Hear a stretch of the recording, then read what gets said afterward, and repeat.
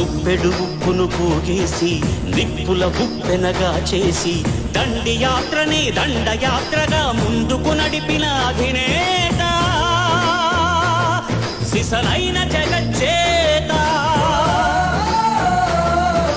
చరకాయంత్రం చూపించి స్వదేశీ సూత్రం నేర్పించి నూలు పోగుతో మదపుటేనుగల బంధించాడు రజాతి పిత. సంకల్ప బలం చేత సూర్యుడస్తమిల్చని రాజ్యానికి పడమర దారిని చూపిన క్రాంతి. తూర్పు తెల్లారని నడి రాత్రికి స్వేచ్ఛాభానుడి ప్రభాత కాంతి. పదవులు కోరని పావనమూర్తి హృదయాలేలిన చక్రవర్తి.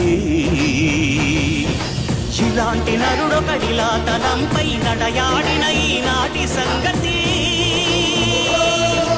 నమ్మరానిదని నమ్మకముందే ముందు తరాలకు చెప్పండి.